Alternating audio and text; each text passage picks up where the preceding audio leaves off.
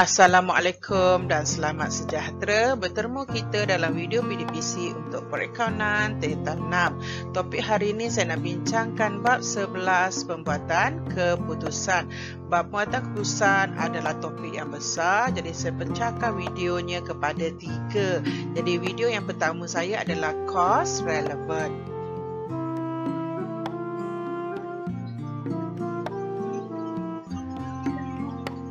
Pengenalan kepada pembuatan keputusan.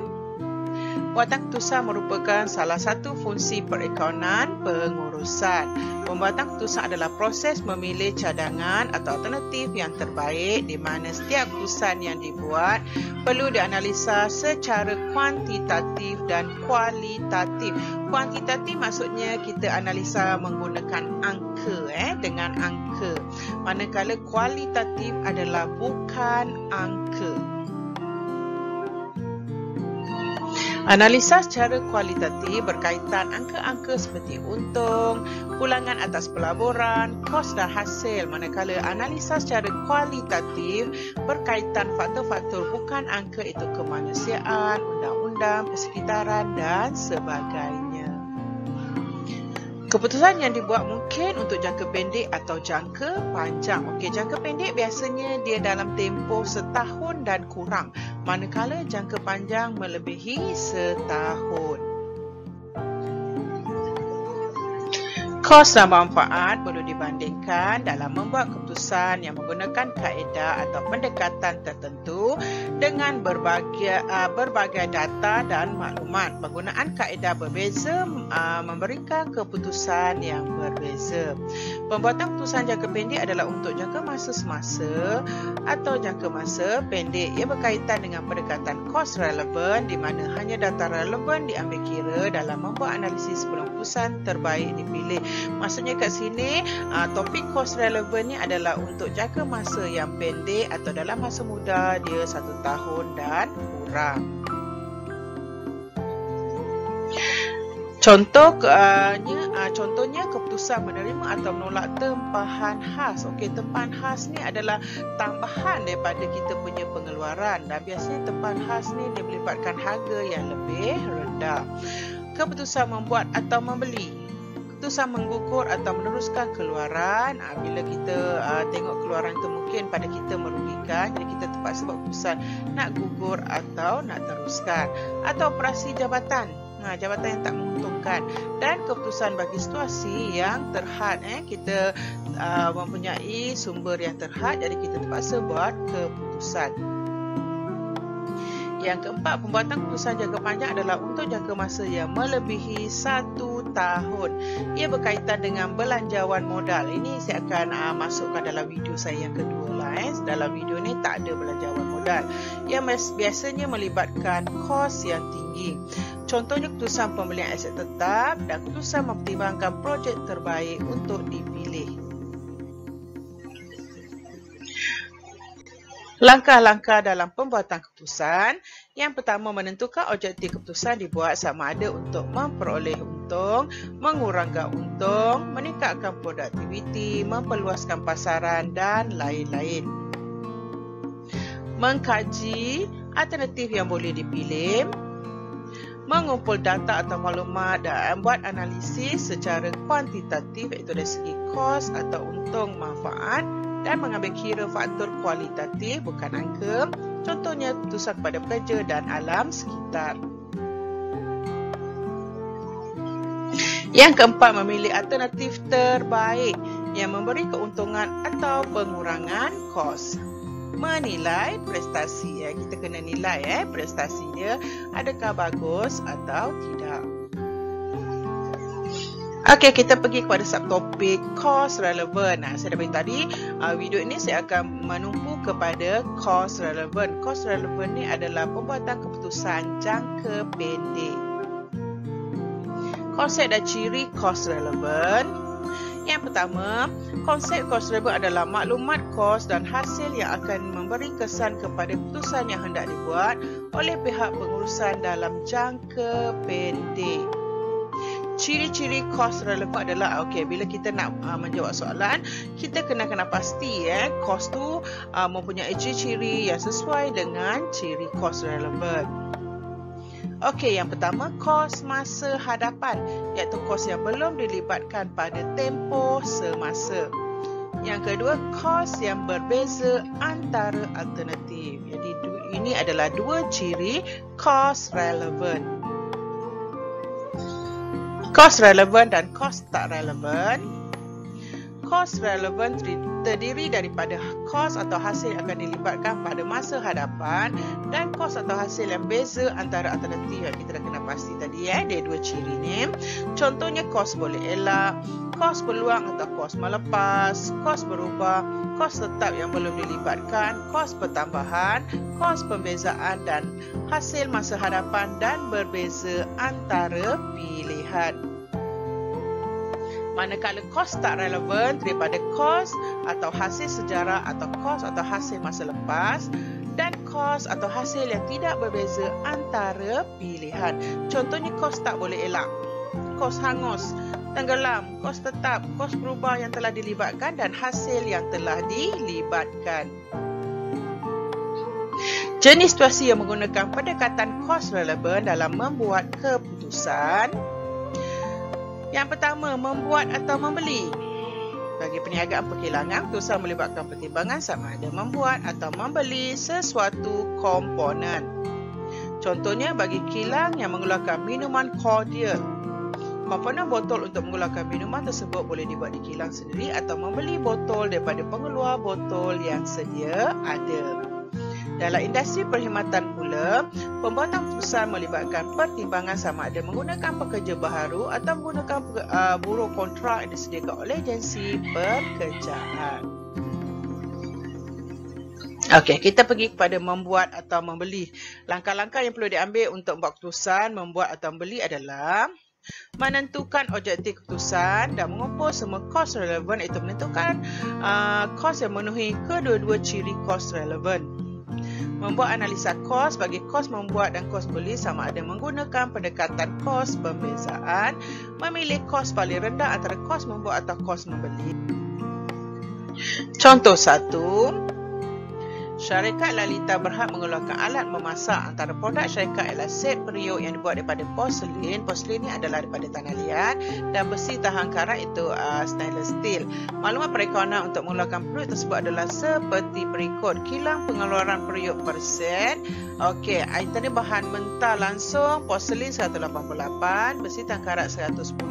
Buruh langsung porselin 44, besi tahan karat 44. Overhead tetap pun sama 2250. Jadi jumlah untuk porselin 292, untuk jumlah untuk besi tahan karat adalah 214. Overhead tetap setahun, gaji penyelia RM48,000, so nilai peralatan RM6,000, sewa kilang RM50,000. 3. Kadar serapan overhead berdasarkan jam buruh langsung. Bila sebut kadar serapan overhead, maksudnya dia buat overhead pratentu, bukan overhead sebenar. Jam buruh langsung yang digunakan adalah 11,000 jam. Syarikat Perkilangan Meriah Berhad telah menawarkan kepada syarikat Lalita Berhad untuk bekalkan kesemua set periuk yang diperlukan. Harga yang ditawarkan ialah RM264 per set periuk porselin dan RM200 per set periuk besi tahan karat. Jika tawaran ini diterima, semua peralatan yang digunakan untuk membuat set periuk di syarikat Lalita Berhad akan dilupuskan tanpa nilai scrap. Scrap maksudnya tak ada nilai baki. Penyelia pengeluaran dan ruang kilang juga tidak diperlukan lagi. Kebiasaannya syarikat Lalita Berhad mengeluarkan dan menjual 1,000 set periuk porselin dan 1,500 set periuk besi tahan karat setahun. Dikehendaki dengan membuat penghitungan kos membuat dan kos membeli periuk porselin dan besi tahan karat, tentukan sama ada syarikat Lalita Berhad wajar membuat sendiri atau membeli periuk tersebut. Kita tengok jawapan dia. Ada saya tunjukkan jalan kerja sekali. Bahan mentah ada jalan kerja dia dapat 353,000 untuk buat. Buruh langsung pada jalan kerja 110,000 untuk buat. Overhead berubah RM10 darab 2,500 dapat 25,000 untuk buat. Okey, overhead tetap pun ada jalan kerja dia dapat RM98,000. Okey, untuk kos belian pun ada jalan kerja dapat RM564,000. Jadi jumlah untuk buat adalah RM586,000. Untuk beli RM564,000. Keputusan, syarikat patut membeli dari luar dan tidak membuatnya sendiri kerana penjimatan jika membeli dari luar ialah sebanyak RM22,000, iaitu RM586 tolak dengan RM564,000. Yang kedua, menerima atau menolak pesanan khas. Pembuatan keputusan ini berkaitan dengan pertimbangan sama ada menerima atau menolak pesanan dengan harga khas. Harga khas ini biasanya dia lebih murah daripada harga yang biasa kita jual. Biasanya harga yang diminta dalam pesanan khas adalah lebih rendah daripada yang ditawarkan di pasaran. Langkah yang perlu diambil untuk membuat keputusan menerima atau menolak pesanan khas adalah menentukan objektif keputusan dan mengumpul semua kos relevan, iaitu kos yang meningkat atau bertambah jika tempahan ini diterima. Membuat analisa dengan semua kos relevan ditolak daripada hasil jualan yang dijangka diterima dan memastikan caruman daripada tempahan khas tersebut. Tempahan khas patut diterima jika caruman adalah positif. Bila caruman positif, kita terima dan untung perniagaan akan bertambah. Sebaliknya, tempahan khas tidak patut diterima jika caruman negatif. Bila caruman negatif menunjukkan kamu rugi, tak untung. Contoh 2. Syarikat Pertiwi Sedia Berhad mengeluar dan menjual seluar sukan pada harga RM25 sehelai. Maklumat tentang kos bagi mengeluar sehelai seluar adalah seperti berikut. Bahan mentah langsung RM10.20, buruh langsung RM5.50, overhead perkilangan berubah RM1.80, belanja pemasaran berubah RM1, overhead perkilangan tetap RM2.50, jumlahnya adalah RM21. Syarikat Pertiwi Sedia Berhad punya kapasiti yang mencukupi untuk menerima satu pesanan khas bagi 6,000 helai seluar pada harga tawaran RM19 selai. Nampak harga dia lebih rendah. Jika tawaran ini diterima, syarikat tidak perlu menanggung kos pemasaran berubah. Walau bagaimanapun, satu peralatan berharga RM1,500 perlu dibeli khusus untuk buat logo bagi pesanan tersebut. Peralatan ini tidak boleh digunakan untuk tujuan lain. Dikehendaki. Yang pertama, dengan membuat penghitungan untung atau rugi, tentukan sama ada syarikat patut menerima atau menolak pesanan khas itu. Jelaskan jawapan anda. Jelaskan 4 faktor kualitatif yang bukan angka yang perlu ditimbangkan untuk keputusan di satu di atas. Okey, kita lihat jawapan dia. Ini kita tengok keuntungan. Kita mula dengan hasil 19. Ini seunit. Seunit. Tolak kos bahan mentah RM10.20. Kos buruh langsung RM5.50. Overhead pengeluaran berubah RM1.80. Dapat RM17.50. 19 tolak RM17.50. Dapat margin sumbangan RM1.50. Kita darabkan dengan 6,000 unit dapat RM9,000. Kos tetap dia adalah RM1,500. Jadi keuntungan RM7,500. Keputusan, syarikat patut terima kerana pesanan khas ini memberi pendapatan tambahan sebanyak RM7,500. 4 faktor kualitatif yang perlu dipertimbangkan. Penerimaan pesanan khas ini tidak akan menjejaskan permintaan terhadap produk tersebut. Kamu tahu harga dia lebih rendah kan? Jadi jangan sampai kita punya permintaan terhadap produk yang kita jual dengan harga yang lebih mahal pada tempahan khas tidak terjejas.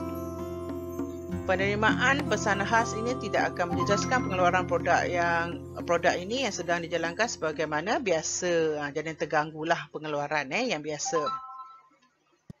Pesanan khas ini bukanlah yang kerap berlaku tapi hanya sekali sahaja. Terdapat kapasiti yang mencukupi dan tidak menjejaskan pengeluaran sedia ada. Okey, yang ketiga, situasi faktor terhad.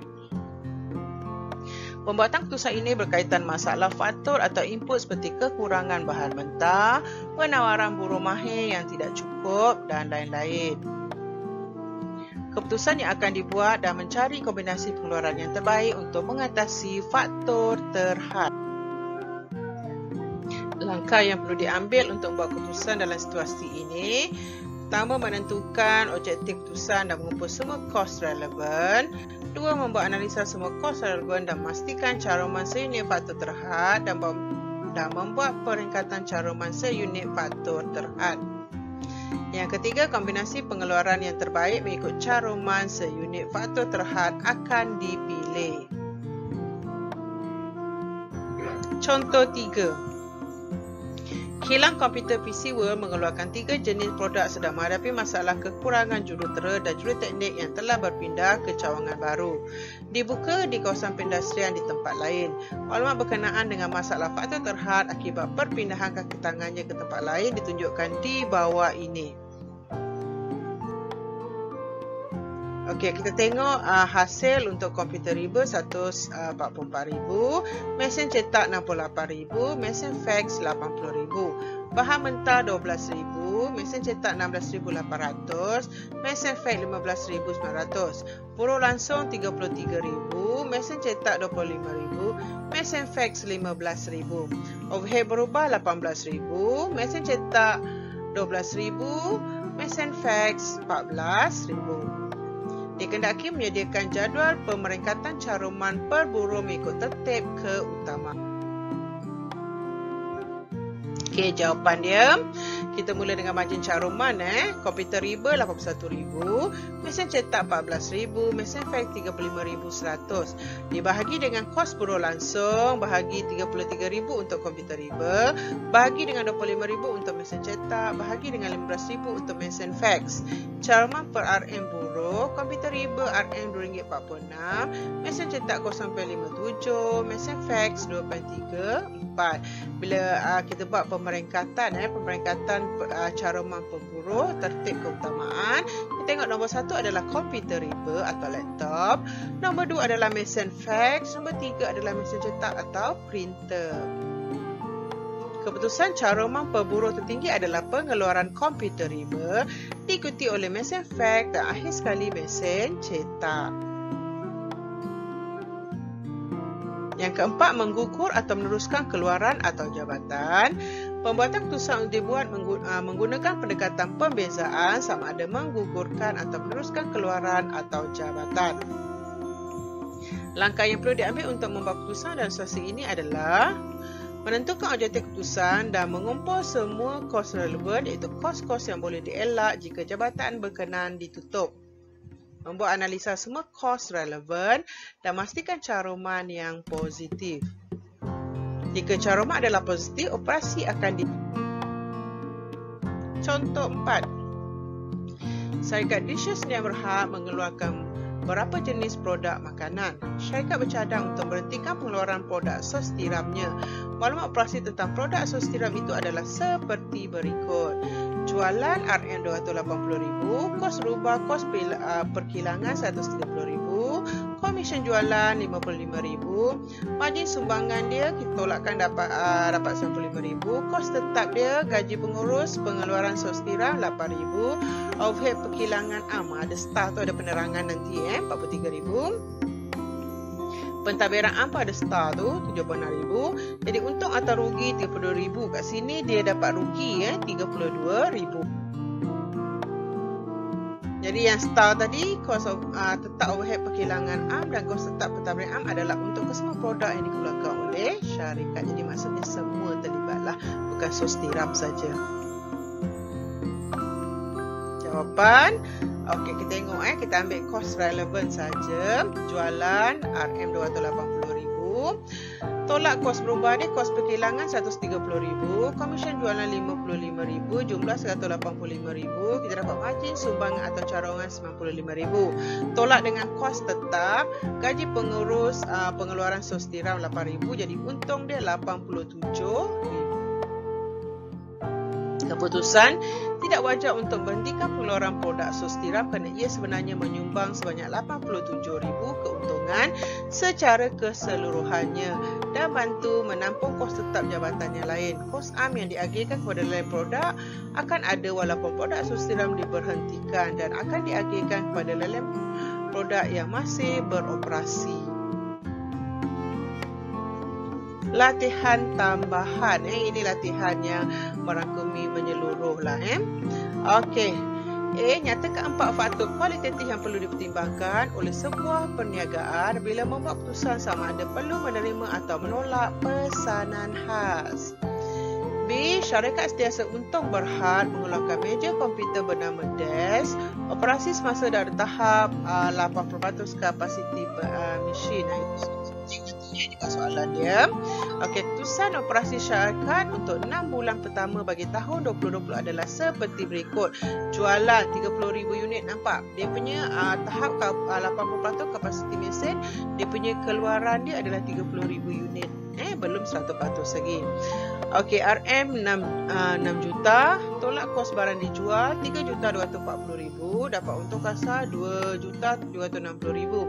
Tolak belanja operasi 1,500,000, dapat untung bersih 1,260,000. Pada bulan Julai 2020, syarikat menerima pesanan khas bagi 6,000 unit desk pada harga RM190 seunit. Pesanan khas ini perlu disiapkan pada 1 Ogos 2020. Jika pesanan khas ini diterima, syarikat akan menanggung kos tambahan pengangkutan sebanyak RM2,200. Maklumat tambahan, kos berubah ialah 65% daripada kos barang dijual. Belanja tetap ialah 40% daripada belanja operasi. Mesin khas perlu disewa bagi bulan Julai dan Ogos 2020 untuk menyiapkan pesanan khas itu dengan sewaan sebanyak RM1,000. Dikendaki. Yang pertama, dengan menunjukkan kesan keuntungan syarikat, cadangkan sama ada syarikat sentiasa untung berhad perlu menerima atau menolak pesanan khas itu. Ini untuk yang 6,000.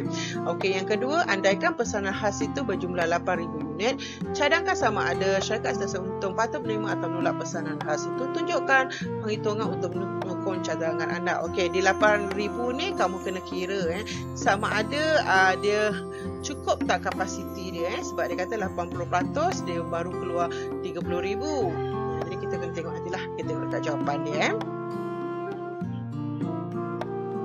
Okey, jawapan dia mula-mula soalan teori.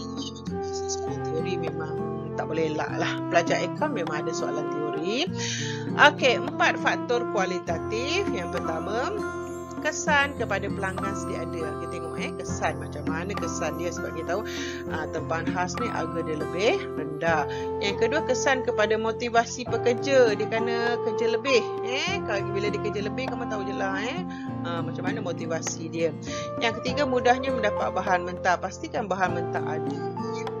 Yang keempat, kualiti produk yang akan dihasilkan terjamin. Ini dia dah ada tambahan, jadi kualiti pun kena jaga. Yang kelima, keupayaan mesin mencukupi, kapasiti mencukupi. Yang keenam, kesediaan pekerja.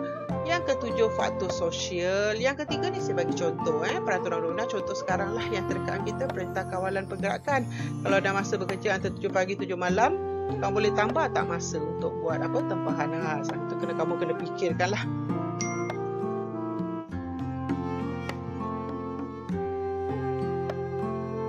Okey, jawapan untuk 1 dan 2 saya gabungkan sebab bukti dia lebih kurang supaya kita nampak lah keadaan ni. Cuma yang di 8,000 nanti ada penambahan.